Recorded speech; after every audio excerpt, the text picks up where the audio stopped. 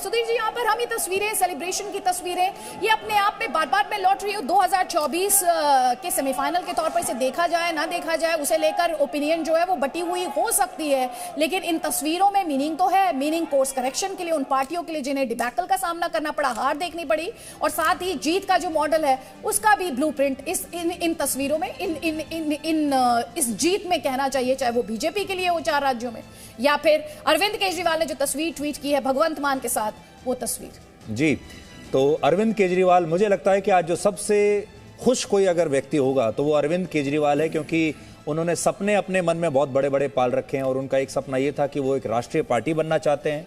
दूसरा सपना उनका ये है कि अब दिल्ली में उनका ज़्यादा मन नहीं लगता, वो अपना बड़ा रोल लेना चाहते हैं। पंजाब की जनता उन्हें मुख्यमंत्री तो नहीं बनाती, अगर वो खुद अपना नाम ऐलान कर देते, तो इसलिए उन्हें भगवंत मान का सहारा लेना पड़ा।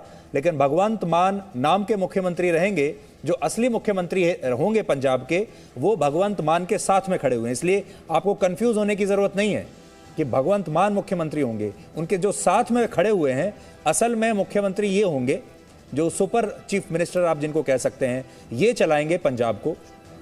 और अरविंद केजरीवाल के मन में आज प्रधानमंत्री का सपना जन्म ले चुका होगा अभी तक, और अब वो ये सोचते होंगे कि अब बीजेपी के बाद जो दूसरी बड़ी राष्ट्रीय पार्टी जो होनी चाहिए इस देश में, वो उनकी पार्टी होनी चाहिए।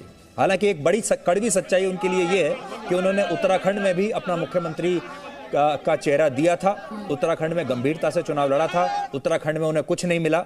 उन्होंने गोवा में भी चुनाव लड़ा था, अपना मुख्यमंत्री का चेहरा दिया था, वहां पर भी उन्हें कुछ नहीं मिला। और मणिपुर और उत्तर प्रदेश की तो बात क्या की जाए, लेकिन पंजाब में उन्हें अच्छी सफलता इस समय मिल रही है, ये एक बड़ी बात है।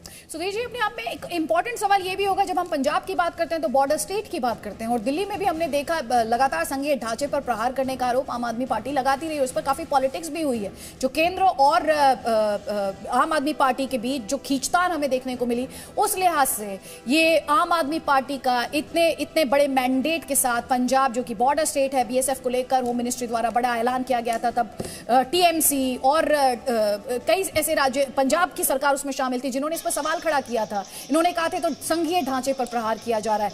अब जब ये बड़ी खबर हम अब दर्शकों को दिखा रहे हैं, इसे उस एंगल से इसे कैसे देखा? जी बिल्कुल, देखिए ये एक थोड़ी सी खतरनाक बात जरूर रहेगी संघीय ढांचे को लेकर, क्योंकि पंजाब हमने ये देखा है, हमने तमिलनाडु में ये होते हुए देखा है, हमने केरल में ये देखा है, हमने अब ये महाराष्ट्र में भी देखा है, हमने ये पश्चिम बंगाल में भी देखा है, और अब आपने ये छत्तीसगढ़ में देखा है, और अब एक और राज्य जुड़ गया है इस लिस्ट में, और वो है पंजाब।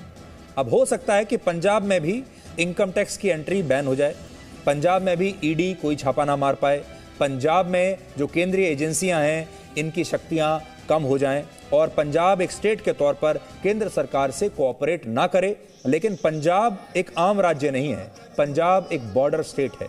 पंजाब वो राज्य है जहां आतंकवाद लंबे समय तक रह चुका है। पंजाब वो जगह है जहां पर अलगाववाद आज भी है, लेकिन अभी अंडर द कारपेट है, नीचे छिपा हुआ है, लेकिन है। पंजाब वो जगह है जहां पर खालिस्तान की डिमांड आज भी उठती है, और पंजाब वो जगह है जो सीधा पाकिस्तान से लगा हुआ है। इसलिए केंद्र सरकार को बहुत केयरफुल रहना पड़ेगा, क्योंकि अब एक और राज्य सरकार ऐसी आ गई है जो केंद्र सरकार की कोई बात सुनने वाली नहीं है। ये एक बहुत बड़ी बात है अदिति, और ये बहुत चिंताजनक बात है। अभी कैलाश विजयवर्गीय भी यही बात कह रहे थे। आरती इस समय हमारे साथ हैं, Aarti Tikku. Aarti, how do you see this? बिल्कुल, देखिए आपने सही कहा कि केजरीवाल शायद सबसे ज़्यादा खुश इस टाइम पे पॉलिटिशियन होंगे, और ऑलरेडी वो प्राइम मिनिस्टेरियल जो उनकी एक ड्रीम एस्पिरेशन है वो लेके बैठे होंगे।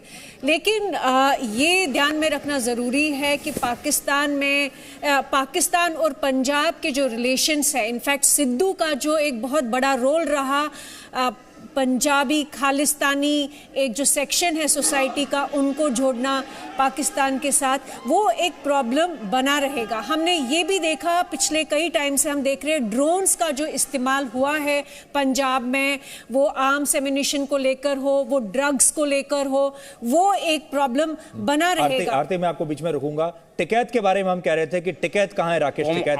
टिकैत का रिएक्शन देखना बड़ा दिलचस्प होगा, देखिए।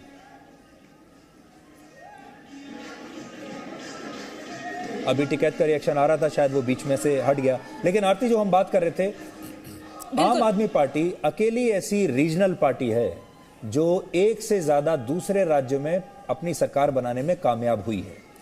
बिल्कुल, मेरे ख्याल से जो आम आदमी पार्टी ने शुरू में गलतियां की थी, इनफैक्ट जैसी आम आदमी पार्टी बनी थी, इंडिया अगेंस्ट करप्शन मूवमेंट जब ट्रांसफॉर्म हुई और AAP बनी, तो उस वक्त कई लोगों ने ये कहा कि इन्होंने जल्दबाजी में वो पैन इंडिया का जो उन्होंने मूवमेंट चलाया और सारे जो रिसोर्सेज जो है वो कंसंट्रेट होके उनकी कोई जीत हासिल नहीं हुई। लेकिन अब ये लगता है कि केजरीवाल बहुत स्ट्रेटेजिकली मूव कर रहे हैं, बहुत चुन के उन्होंने स्टेट्स में अपने रिसोर्सेज लगाए।